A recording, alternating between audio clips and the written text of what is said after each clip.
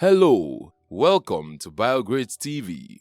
If you're new here, please subscribe and turn on the notification so you don't miss our next video. Traditional rulers who fought colonialism in Kenya. The Imperial British East African Company (IBEAC) was granted a license by the British government in 1888, which marked the beginning of colonization of present-day Kenya.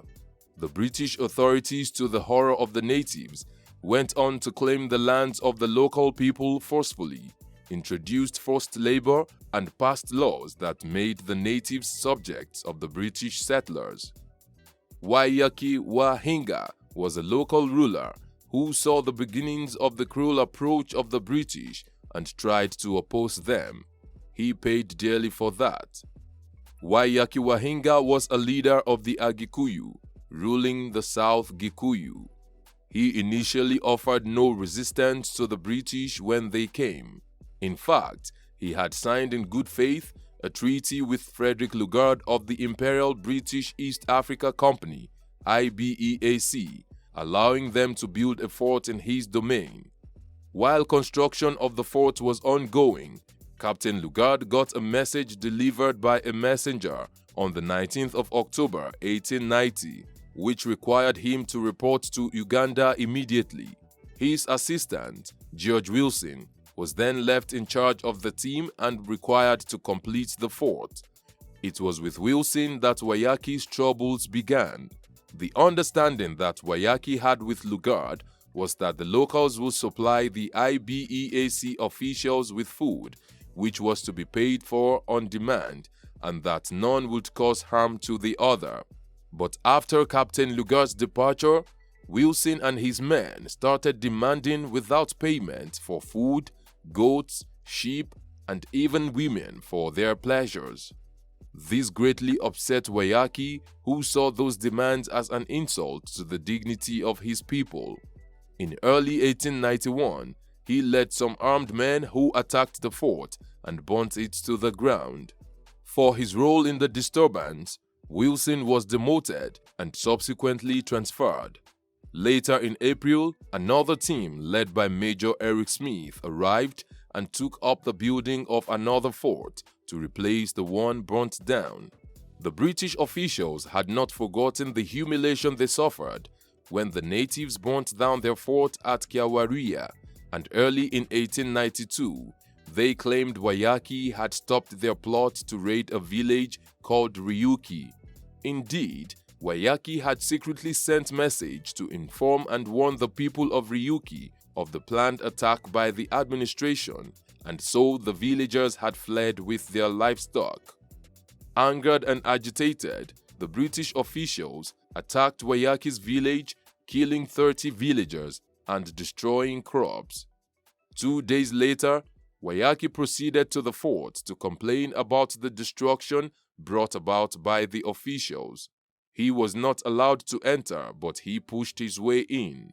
It was there a British official named Porkis attacked him and inflicted a head injury on him. He was then chained and handcuffed to a flag post all night long. The next day, he was tried in a makeshift courthouse and sentenced to deportation to Mombasa.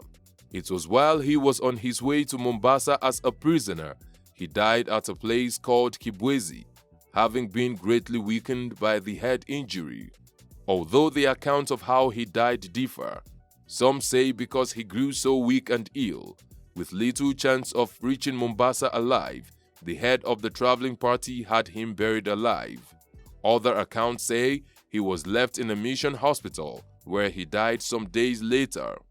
By a strange twist, a month later, Porkis, who had inflicted the head injury on Waiyaki, also fell ill and died at the very same town of Kibwezi while he was on his way to the coast to sail back to Britain.